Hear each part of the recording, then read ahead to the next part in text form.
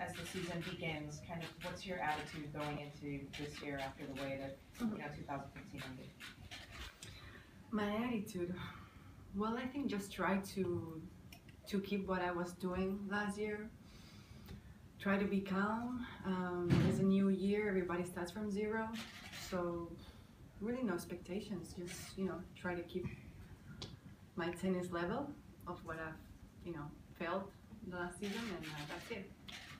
If somebody had said to you at the Australian Open here last year that next time you would walk into this tournament, you'd be #3 in the world, what would you have said? Well, for sure I'd be like, wow, for sure. But I think it's great. It's great. It shows you that you can, if you want something, you can really get it. Proof. Do you feel any pressure to repeat what you did last year or do even better? For sure I want to do better. I know this is a very important tournament for us, so it's where you want to, do well. But pressure, yeah, the one that I put on myself, maybe, but not really. Yeah, let's see what can I do. Try to play good matches, but there's no really, nothing else to say. Continue when you enter the off season. Obviously, unique situation. You're entering with #3. You had a huge year. Did you have the pre-season training you had hoped to have, or did you have any obstacles in it to get the best preparation possible? Well, when I ended up last year, I felt really, tired.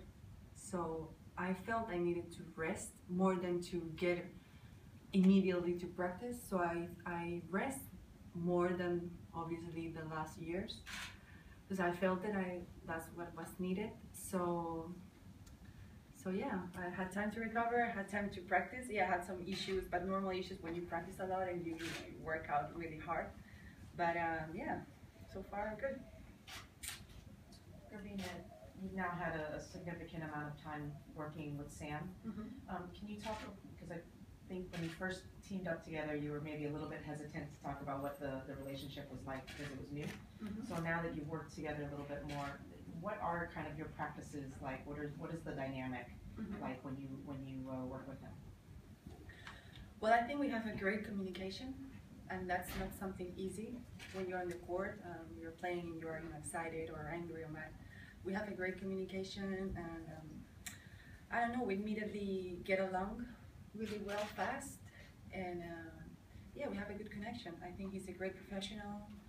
I really want to learn what he has to teach me. So for now, it's great.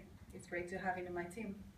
He's got a great record here, winning twice with yeah, that's what I told him. I'm like, hey, Sam. Yeah. So what's he told you that the specifics to do well at the Australian Open?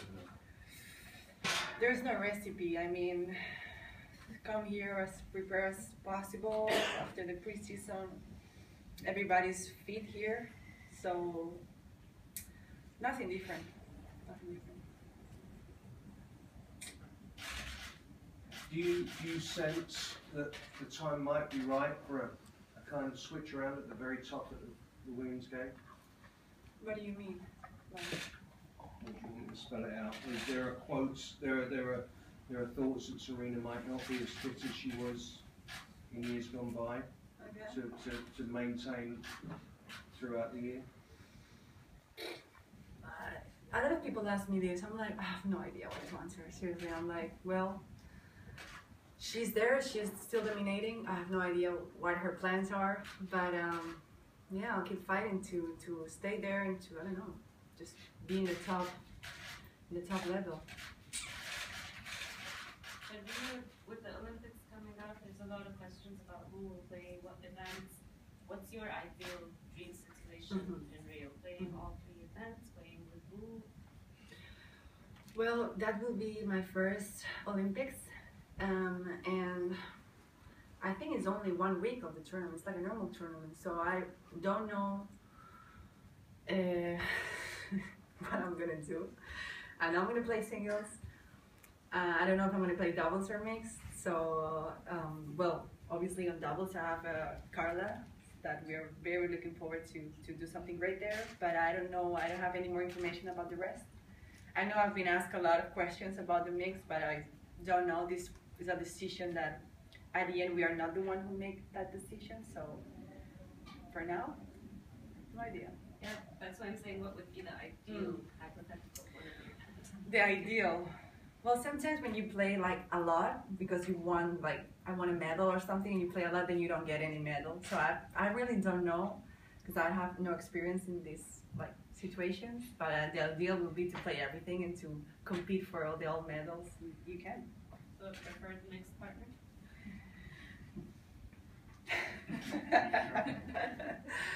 Well, obviously, the idea of playing with Rafa that so many people ask me, I'm like, yeah, how can I say no? I mean, it's ridiculous. Yeah, for sure. Could I just ask you one last question? You told us in Singapore last year that you were taking English lessons because you wanted to be more expressive in press conference. Are you still doing them? Yeah, I'm traveling with a book. That sometimes it's hard to do it, but I think it's very important because when you talk to people and they can understand you and you have the vocabulary you need, I think it's better for me and for the other person. And so many people have this ideal that Spanish people, it's hard in the English side, so I'm like trying to improve that. Any other questions in English? Garbiñe, you said that you took some extra time to rest after Singapore. So where did you spend that time and what did you do? Yeah, I took actually a lot of time, and I did a little bit of everything. I visited some friends, some family also, and just relaxed. I was really tired and just needed to do different things, for sure spending time with my family after a great year, that's what I really wanted to do.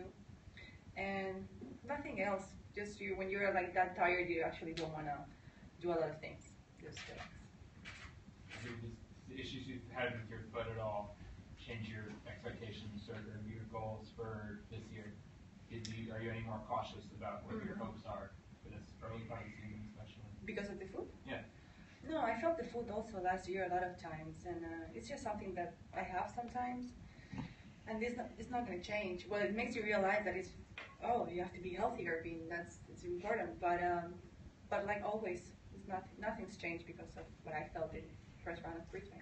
So what would make a good 2016 for you then? What would be a good year for you? A good year.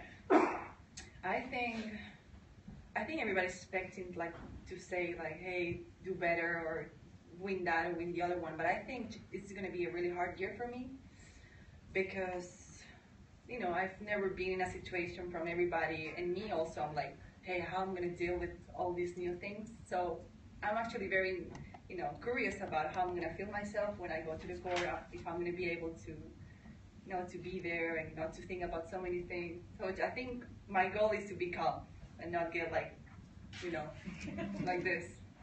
Okay, thank you. Before we start Spanish, we have a presentation of 4 minutes going to go.